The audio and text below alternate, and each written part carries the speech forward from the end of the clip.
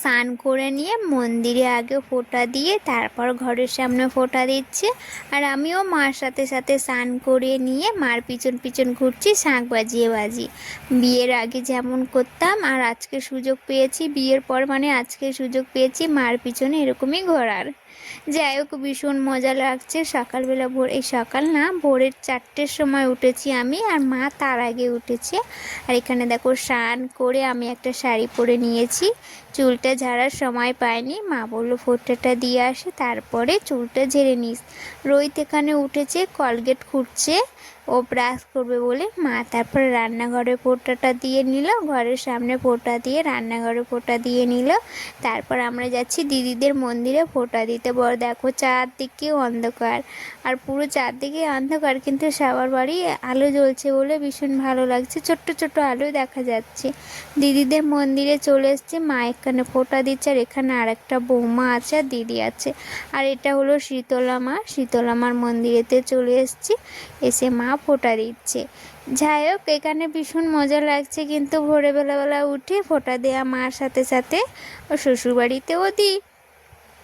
শ্বশুরবাড়ি আলাদা আনন্দ, আর বাপের বাড়ি এসে আলাদা আনন্দ। তো ওখানে যা দেবে আমাদের ঘরে ফোঁটা, আমার আজকের দিনে আসার ইচ্ছা ছিল, কিন্তু পাপার বাবা বললো চলো আগের দিন যাই, পাপার মানসিক আছে, একটু আগেই থেকে যায়। তারপরে ফোঁটা দিয়ে আমরা চলে যাচ্ছি কোলাবউ স্নান করাতে। এখানে পূজা আছে, দিদি আছে, মানে পূজার মাটা সবাই মিলে। যাই হোক, শুভ সকাল বন্ধুরা, তোমরা সব কেমন আছো? আশা করছি তোমরা সবাই ভালো আছো, আর তোমাদের ভালোবাসায় আমরাও খুব খুব ভালো আছি। এখানে দেখো বাচ্চা কাচ্চা সবাই মিলে চলে যাচ্ছি নদীর পাড় ধরে কলাবউ স্নান করাতে। যেহেতু আমাদের সাথে কিন্তু কলাবউ নেই, কলাবউ আগেই চলে গেছে, কারণ আমরা সেই সময় ফোঁটা টোটা দিয়ে রেডি হচ্ছিলাম তো, আর কলাবউ আগেই চলে গেছে, আর আমরা পরে যাচ্ছি। তো অনেক লেট হয়, তো আমরা বললাম একটু পরে যাই, সবাই আগে যাও, আমরা একটু পরে যাবো। তারপর আমরা চলে এসেছি পুরো নদীর ওই যে ঘাটের ধারে, যেখানে কলাবউ স্নান করায়। এখানে এই একটা কলাবউ, আর এই যে নদীতে দেখো সবাই স্নান করছে, আর এখানে প্রচুর লোক এসছে। রোহিত, দীপ, দীপঙ্কর, কোচিমের সবাই দাঁড়িয়ে আছে, আর আমি পূজার, এটা আমাদের পাড়ার একটা বৌদি, আমরা পিছনে দাঁড়িয়ে আছি, এই যে আমার বড়দি। আর দেখো প্রচুর লোক, এত লোক। 5টা কলাবউ স্নান করাতে এসছে, তা প্রচুর লোক হবে না? তো এখানে প্রচুর লোক, আর এই জায়গাটা অনেক বড়, তো নদীর পাড়, ওই জন্য প্রচুর লোক ধরেছে।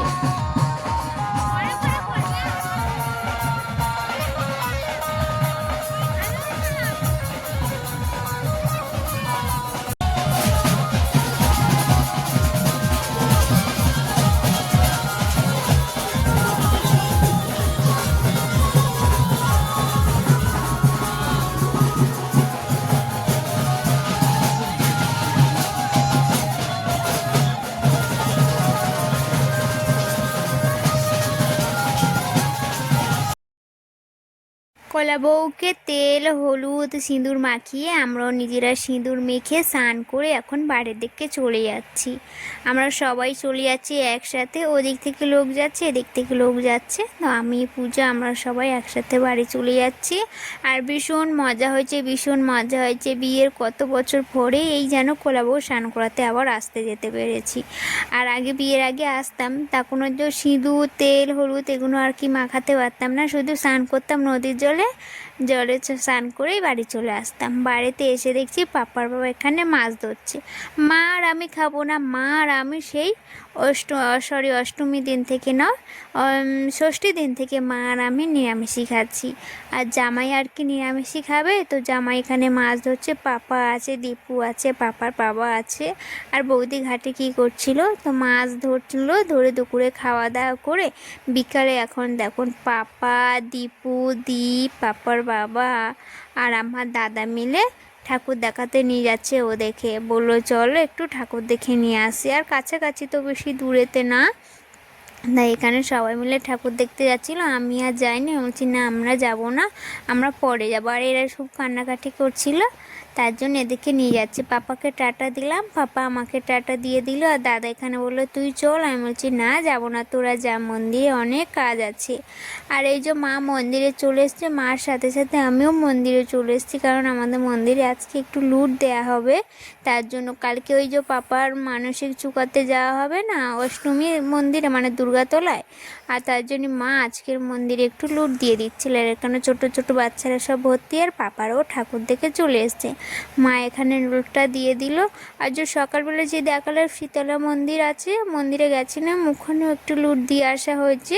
দিয়ে এসে তারপরে আমাদের মন্দিরে একটু লুট দিয়ে দিল। আর এখানে সব বাচ্চারা সব বাতাসে ঘুরাচ্ছে, আর আমার কি ভালো লাগছে আর কি বলবো। পাপাও অনেকগুলো বাতাসে ঘুরিয়েছে। তারপর বাড়িতে চলে আসলাম, এসে পাপার বাবাকে বললাম তুমি গ্যাসটা একটু লাগিয়ে দাও, অনেক দিন ধরে গ্যাস লাগানো হয়নি তো, তাই একটু ভালো করে গ্যাসটা লাগিয়ে দিল। আর এখানে ঘুগনি হবে বলে আলু কাটা হয়ে গেছে, আর বুটটা সিদ্ধ করতে বসানো হবে।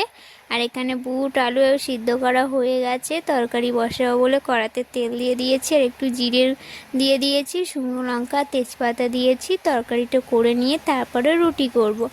মার জন্য আর আমার জন্য রুটি করব, কিন্তু সবাই বললো আমরাও রুটি খাবো, তাই জন্য সবার জন্য একটু রুটি করে নিলাম। আর এখানে আর একটু পাঁচফোড়ন দিয়ে দিলাম, কারণ একটু ওই যে জিরেটা একটু কম হয়েছে, তা বৌদি বললো একটু পাঁচফোড়ন দিয়ে দাও। বৌদি ওইদিকে আটাটা মেখে লেচি করে নিচ্ছে রুটি করব বলে।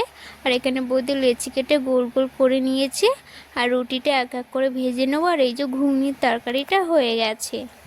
মা বলছিল লুচি করতে, কিন্তু আজকে লুচি করলাম না, যেহেতু কালকে অষ্টমীর দিন লুচি খাবো, ফের আজকে লুচি খাবো, ওই জন্য বললাম না একটু রুটি করে নাম। আমি রুটি দিয়ে একটু তেল দিয়ে ভেজে নিয়েছি রুটিটা, আর দুটো শুকনো রুটি নিয়েছি, আর একটাই পরোটা মতন করেছিলাম নিয়েছি, বৌদির জন্য একটা রেখেছি, আর আমি একটা নিয়েছি। আর এখন আমি খেতে বসেছি, কারণ ভাত খাওয়া নেই তো ভীষণ জোরে খিদে পেয়েছে।